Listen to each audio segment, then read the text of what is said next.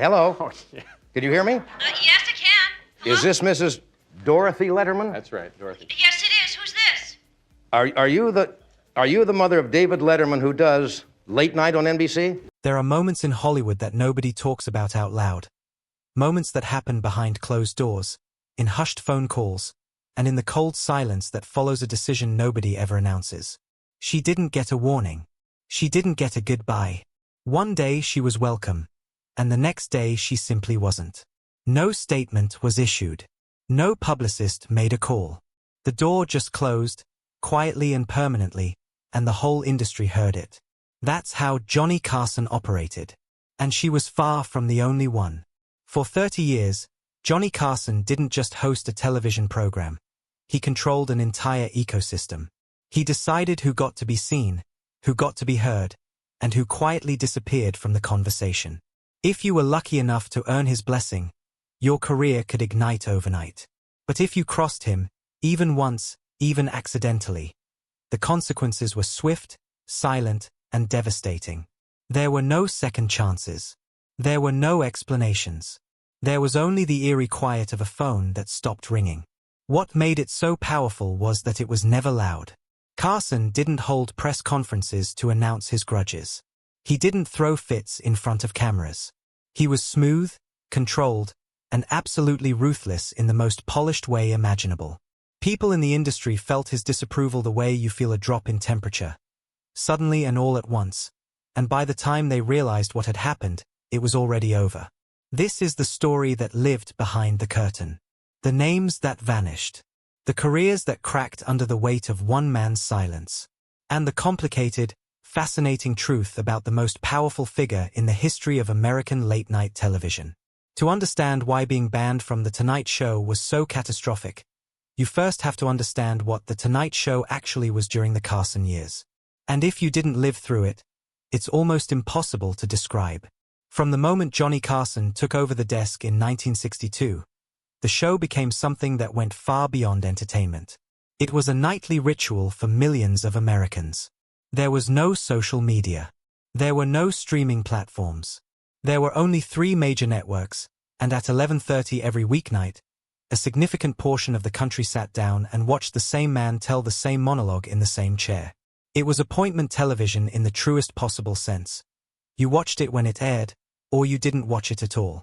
And Carson was extraordinary at what he did. His comedic timing was something you couldn't teach in a classroom or learn from a book. He had this rare instinct for rhythm. He knew exactly when to pause, when to lean in, when to let the silence itself become the joke. His sketches were absurd in the most charming way possible. His interviews were warm, quick, and unpredictable. He could make a nervous young comedian feel completely at ease, and then land a line so sharp that the whole room caught its breath. But the real power wasn't in the jokes. It was in the wave. When a stand-up comedian finished their set and Carson gave them the signal to come sit down at the interview desk, that gesture, that casual wave of the hand, it changed lives. Comedians who had been grinding for years in small clubs, scraping by on $50 sets and leftover appetizers, would get that wave and wake up the next morning to a completely different reality. Booking agents called. Club owners doubled their offers. Magazine editors wanted interviews. That wave was the difference between struggling and making it, and every comedian in America knew it. Johnny Carson didn't just host a show. He ran the gate. And the gate only opened if he approved. Here's the thing about Carson's power. It didn't come from a written policy or a formal code of conduct. There was no rulebook handed to guests backstage listing the things that would get you permanently removed from the building. The rules were unspoken, invisible, and absolute. Some of them were obvious in hindsight. You didn't upstage Johnny. If he was telling a story, you listened.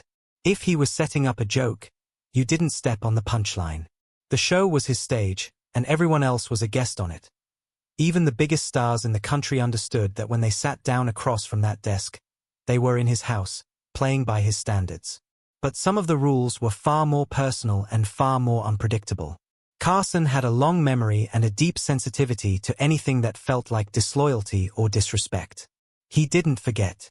He didn't forgive easily. And he never, not once in 3 decades of television, made his anger a public spectacle. He was too controlled for that. Too calculating.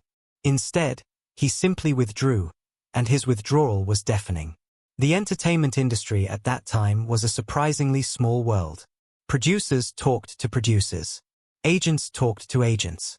And when word got around that Johnny Carson had gone cold on someone, the ripple effect was immediate. Other shows grew cautious. Booking calls dried up. The Whisper network kicked in, and suddenly a performer who had been everywhere was nowhere. It wasn't a conspiracy. It didn't need to be. It was just the quiet, automatic deference that the entire industry paid to the most powerful man on television. If there is one story that defines the complicated, painful reality of Carson's power, it belongs to Joan Rivers. Their relationship began in the early 1960s, when Rivers was a struggling stand-up comedian trying to carve out space in a world that was not particularly welcoming to women in comedy. She was sharp and self-deprecating, and she had an energy on stage that was almost electric, but the industry kept telling her no. She was too much, too loud, too female. One producer reportedly told her she was washed up when she was barely 30 years old. Then Johnny Carson saw her perform. He brought her onto The Tonight Show at a time when female comedians on that stage were a genuine rarity. And when Rivers delivered her set and crushed it, Carson did something that changed her life. He looked directly into the camera, all those millions of viewers watching at home, and he told America that this woman was going places. That simple statement, from that particular man on that particular program, was worth more than any review, any award, or any agent's pitch. Over the years that followed, Rivers became one of the show's most beloved figures. Carson trusted her enough to make her his permanent guest host, the person who sat behind his desk when he took time off. That was an extraordinary level of confidence. It was also, she would later reflect, a kind of promise that was never quite made explicit. Because Rivers wanted more. She was brilliant, ambitious, and tireless, and she understood that the guest host chair, however prestigious, had a ceiling. She wanted her own show. She wanted to be the one whose name was on the marquee. In 1986, Fox came calling. They offered her the chance to host her own late-night program, the first woman ever to be given that platform on a major American network. It was a historic opportunity, and Rivers took it.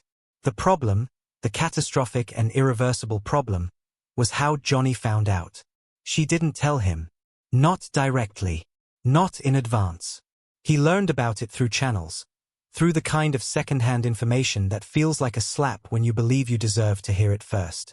And Carson, whatever his many complications, was a man who placed enormous weight on loyalty and personal courtesy.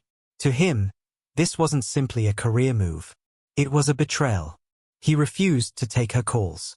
He returned none of her letters. In the years that followed, as Rivers built her own career and became a legendary figure in American comedy, Carson's silence never broke.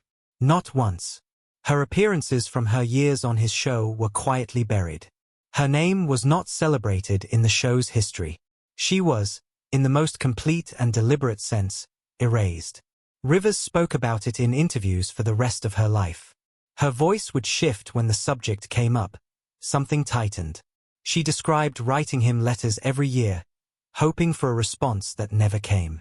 She spoke about the grief of losing not just a professional relationship but a mentor, a champion, the first person in the industry who had looked at her and seen something worth believing in. When Carson died in 2005, Rivers grieved in the complicated way you grieve someone who hurt you badly but mattered to you anyway. She had wanted to make it right. She had wanted, at the very minimum, one honest conversation. That conversation never happened, and she carried that loss for the rest of her career. Not every falling out with Carson was quiet. Some played out in ways the audience could almost sense, even if they couldn't name what they were feeling. There was the comedian who treated a guest appearance as a performance piece rather than a conversation, who brought props without telling anyone, who disrupted the carefully managed flow of a live broadcast. Carson hated unpredictability, not the kind that came from wit or timing, but the kind that came from someone doing whatever they wanted on someone else's stage. The result was swift. No return invitation, no explanation, no reconciliation. just the permanent end of a relationship that had barely begun. There was the impressionist who made the mistake of turning his sharp mimicry toward Carson himself one too many times. The official explanation, when one was given at all, was vague, something about material growing stale, which is the entertainment industry's polite way of saying nothing at all. But the timing was telling.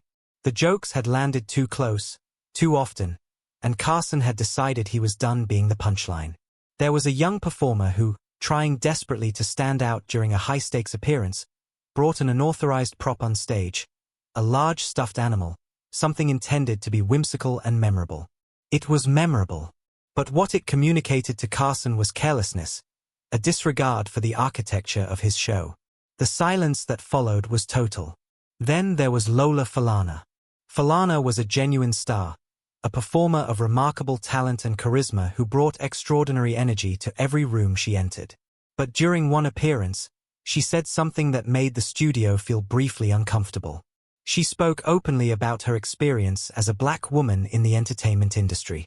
She was honest and direct about the barriers she had encountered, the assumptions made about her, the ways the industry had underestimated her.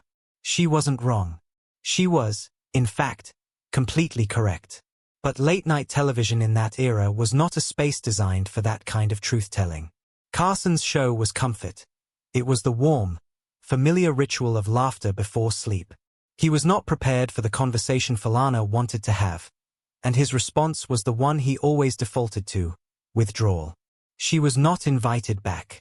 It is worth sitting with that for a moment. A woman lost her access to the most powerful platform in American entertainment not because she was rude, not because she was unprofessional, not because she embarrassed anyone, but because she told the truth about her own life too directly, in a room that wasn't ready to hear it.